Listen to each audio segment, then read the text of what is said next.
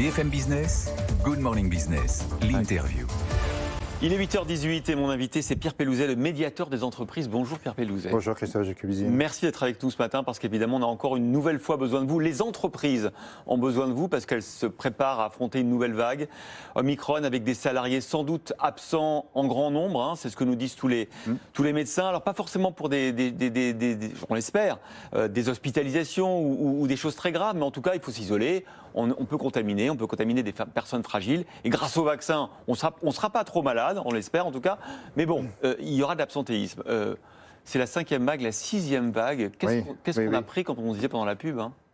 On a pris beaucoup, mais on a appris aussi. C'est vrai. Je vais faire un petit jeu de mots, mais quand même, après on est le 24 décembre, on peut se permettre de se lâcher un petit peu. C'est un jeu de mots qui est assez vrai d'ailleurs. C'est-à-dire qu'on peut espérer d'ailleurs que cette nouvelle vague, elle ne mette pas à genoux l'économie, parce qu'on a appris. Oui, on a appris.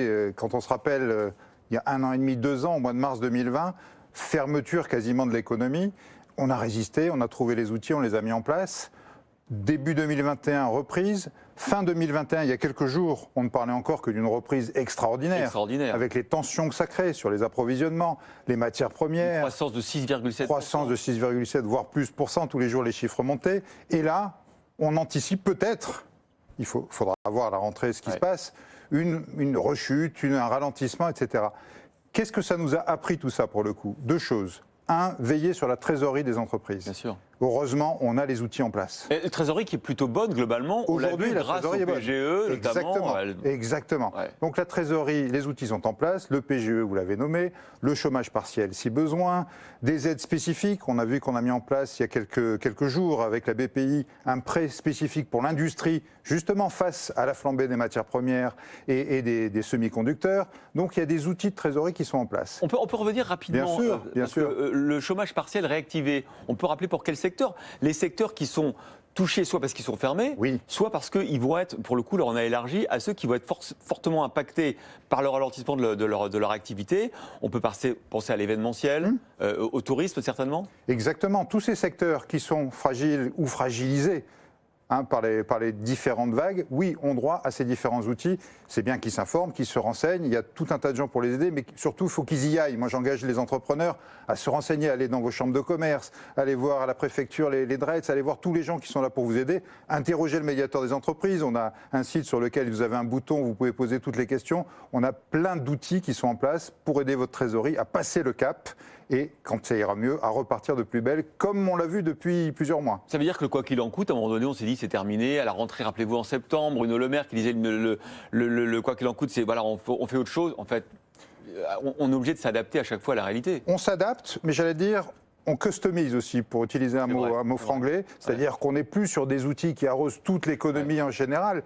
parce que vous l'avez dit, il y a des secteurs qui vont très bien, qui vont continuer à aller très bien, et tant mieux. L'industrie, malgré les ruptures d'approvisionnement, qui arrive à s'organiser. Même avec de l'absentéisme, même avec du télétravail. Donc les secteurs qui vont bien, tant mieux, il faut continuer à les accompagner. Et là, on va passer vraiment au deuxième côté, qui est plus la solidarité entre les acteurs économiques que vous avez mentionnés. Ça, dans tous les cas, c'est important, parce que c'est bien les aides. Mais le gros de la trésorerie des entreprises, c'est quoi? C'est pas les prêts, c'est pas les aides, c'est les clients. C'est la trésorerie que vont vous mettre les clients quand ils vont vous payer.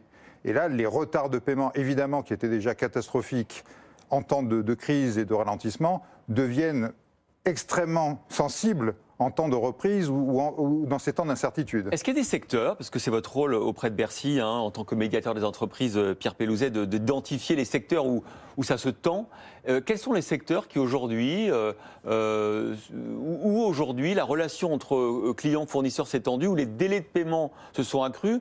Quels sont les secteurs qui ont abusé en quelque sorte? Quels sont les donneurs d'ordre qui ont abusé? En fait, vous savez, on a mis en place, et il est toujours actif, un comité de crise sur les délais de paiement, où on a identifié des acteurs, on les a appelés, j'ai passé des dizaines et des dizaines de coups de fil à des chefs d'entreprise en leur disant « Attention, l'économie française vous regarde ». Je rappelle que dans ce comité de crise, on a la FEP, le MEDEF, la CPME, l'U2P, les chambres de commerce, les chambres des métiers. Donc, on a identifié ces acteurs, on les a appelés, on les a poussés à changer de comportement. La surprise, c'est qu'il y en avait dans tous les secteurs. Et que dans un même secteur, vous pouvez avoir d'un côté un acteur qui joue le jeu, qui non seulement va payer en temps et en heure, mais, et c'est important aujourd'hui, va donner des avances à ses fournisseurs, va essayer de payer plus tôt les PME, TPE, et peut-être l'acteur d'à côté qui, lui, au contraire, bloque les paiements, retarde, met des freins et des barrières, envoie les bons de commande en retard. Donc c'est plus une question presque de personnes. Qu'est-ce que vous pouvez faire concrètement? Rappelez-nous comment vous faites quand vous identifiez ces moutons noirs, ces mauvais payeurs. Voilà. Qu'est-ce que vous faites? Alors déjà, pour tout le monde, il y a la médiation. Vous êtes une petite entreprise, une PME, une TPE, un artisan, vous avez un client plus gros que vous qui ne vous paye pas, qui décale les paiements, saisissez le médiateur des entreprises. Au niveau départemental aussi. Alors oui, il y a un site central, médiateurdesentreprises.fr, et ça va directement chez le médiateur le plus proche de chez vous, qui vous appelle. C'est gratuit. C'est gratuit, c'est un service public, c'est confidentiel. Le médiateur vous appelle, vous écoute, vous donne un petit conseil si besoin. Et puis ensuite va chercher l'autre partie, vous amener autour de la table et vous aider à trouver une solution d'équilibre, de confiance entre les deux acteurs. Après, pour ceux qui vraiment, les grandes entreprises, des grands acteurs publics qui ne joueraient pas le jeu de manière structurelle, c'est pour ça qu'on a mis en place les comités de crise. Valable d'ailleurs sur les délais de paiement, mais aussi sur les problèmes de rupture d'approvisionnement, les gens qui vont mettre des pénalités de retard alors qu'une entreprise ne peut pas les livrer pour cause de rupture d'approvisionnement, c'est pas possible non plus. Et là, vous faites remonter ça via vos organisations professionnelles, toutes celles que j'ai citées tout à l'heure, et là, on va les appeler et leur dire « changez de comportement ». Alors, on va prendre un exemple concret, parce qu'à votre place, j'ai eu plusieurs équipementiers automobiles qui m'ont dit que les constructeurs, c'est-à-dire les Renault, les Stellantis et autres, jouaient pas toujours le jeu, parce qu'évidemment, il y a des pénuries, mais il y a aussi des problèmes d'approvisionnement divers et variés. Tout d'un coup, se mettent à arrêter la commande aux sous-traitants, mais les préviennent quelques heures avant. Est-ce que vous êtes intervenu? Oui, on a beaucoup de sujets, alors dans l'automobile comme dans d'autres industries, mais c'est vrai que l'automobile a des spécificités, c'est notamment ces problèmes de stock, c'est-à-dire qu'on fait porter le stock par le suivant. Par le suivant. Et le suivant, on lui dit, ben voilà, vous portez le stock, quand j'ai besoin, j'appelle le stock et je paye. Deux problèmes par rapport à ça. Un, quand ça ralentit, ben du coup, on n'appelle plus le stock et la charge du stock reste chez le sous-traitant, le fournisseur. La trésorerie. Et deuxième point, quand on a 10 composants électroniques pour faire une voiture et qu'il en manque un, ben les 9 autres sont bloqués. Et ça peut durer des mois et des mois.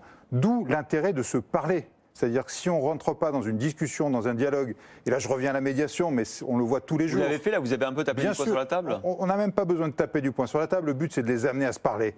On amène les gens à se parler, à s'écouter. On a évidemment une recrudescence de médiation sur ces sujets d'approvisionnement.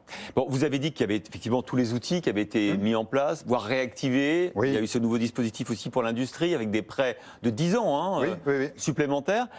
Au bout du compte, quand même, ça fait beaucoup de dettes, tout ça. C'est vrai qu'on a évité les faillites, il y a moitié moins de faillites qu'avant la crise. Mais est-ce que ce n'est pas un bon retardement? Je ne crois pas. Qu'est-ce qu'on a vu? On avait dit la même chose, on se parlait il y a un an au moment du cœur de la crise en 2020, et on disait le mur des faillites arrive. Qu'est-ce qui s'est passé? On n'a pas vu ce mur des faillites. Effectivement, ces outils ont permis de passer le cap, et en plus la reprise économique a permis de commencer à rembourser, à rééquilibrer les comptes.